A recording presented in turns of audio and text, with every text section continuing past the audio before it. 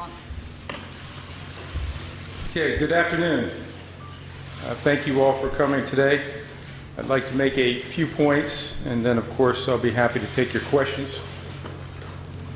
At our best, the NFL sets an example that makes a positive difference.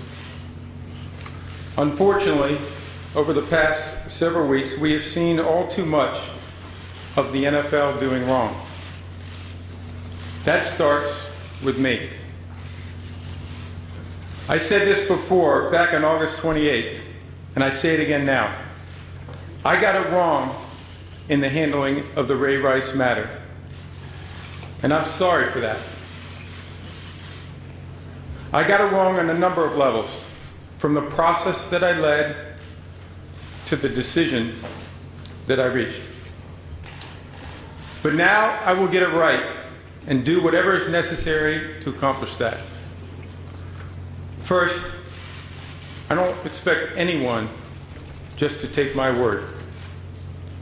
Last week, I asked former FBI Director Robert Mueller to conduct an independent investigation to answer the questions raised about our process in reviewing Ray Rice's conduct. I pledge that Director Mueller will have full cooperation and access. We all look forward to his report and findings. I promise you that any shortcomings he finds in how we dealt with the situation will lead to swift action. The same mistakes can never be repeated. We will do whatever it is necessary to ensure that we are thorough in our review process and that our conclusions are reliable. We will get our house in order first. Second, and most importantly, these incidents demonstrate that we can use the NFL to help create change, not only in our league, but in society with respect to domestic violence and sexual assault. We are taking a number of steps. On August 28th, I said that the entire NFL would receive comprehensive information and resources and support systems for victims on domestic violence and sexual assault. We will re-examine, enhance, and improve all of our current programs, and then we'll do more. Earlier today, each NFL club and all our league office locations received information about advocacy and support organizations in their communities. In addition, our teams and league staff, everyone, will participate in education sessions starting in the next month, followed by training programs. These programs are being developed by a top group of experts. Some of them were announced earlier in the week. We will continue to identify and add expertise to our team. And we will ask the NFL Players Association to help us develop and deliver these programs in the most effective way. Third, we recognize that domestic violence and sexual assault exist everywhere, in every community, economic class, racial and ethnic group. It affects all of us. These are problems we are committed to addressing. But we cannot solve them by ourselves. Law enforcement, the criminal justice system, social service organizations, and families are the cornerstones to addressing this problem. For our part, we can add and we will do more. To begin, we have entered into long-term partnership with two leading national organizations, the National Domestic Violence Hotline and the National Sexual Violence Resource Center. The hotline received an 84% increase in their call volume just last week. They did not have the resources to reach even half of those calls. They need our help, and we are providing it. Fourth, we strongly condemn and will punish behavior that is totally unacceptable. Domestic violence, including child abuse, sexual assault, irresponsible ownership or handling of firearms, the illegal use of alcohol or drugs. These activities must be condemned and stopped through education and discipline. Our standards and the consequences of falling short must be clear, consistent, and current. They must be implemented through procedures that are fair and transparent. This is a central issue today.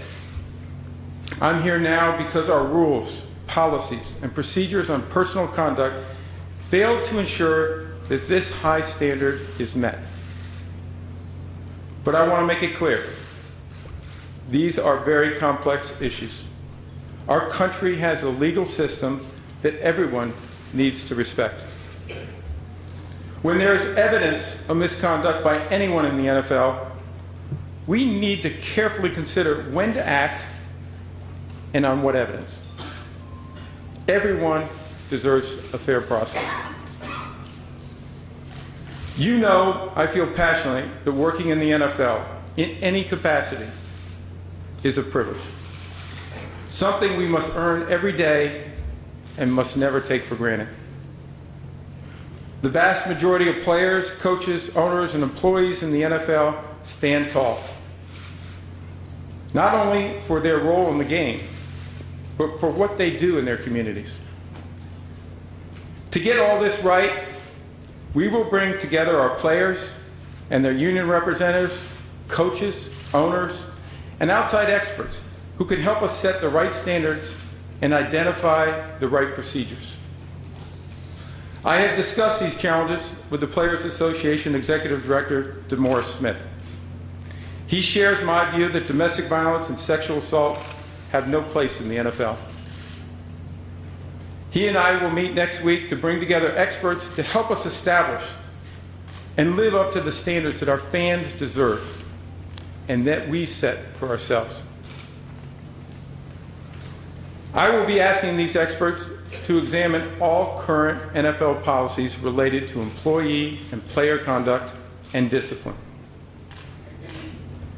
They will address how to balance due process rights for those accused with the need to hold our personnel to the highest standards. They should also consider the current system for determining violations, including my role in the process. There will be changes to our personal conduct policy. I know this because we will make it happen. Nothing is off the table. Let me say it again. We will implement new conduct policies. They will have a set of clear and transparent rules for league and club personnel, owners, and players. My goal is to complete this by the Super Bowl. Football and the NFL have always changed and improved.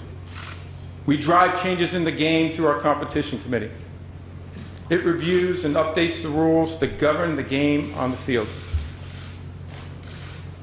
Through this process of evaluation and reform, we keep the game competitive, entertaining, fair, and most importantly, do everything we can to protect our players on the field from injury. We go to enormous lengths to make sure players, coaches, officials, fans, our broadcast partners fully understand our playing rules and how they are enforced. That must now be our model when it comes to personal conduct.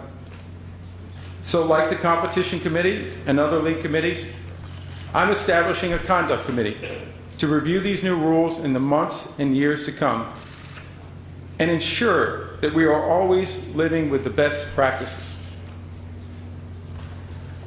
There is no reason we cannot be as transparent and as effective on these issues as we are with the game on the field. I believe in accountability. I understand the challenges before me, and I will be held accountable for meeting them. Every day, so many of our players, coaches, and staffs are doing tremendous things in their communities. I couldn't be more proud of how they're using the opportunity to help make a positive difference. Today, I ask everyone that is part of the NFL to join me in making positive and significant changes going forward.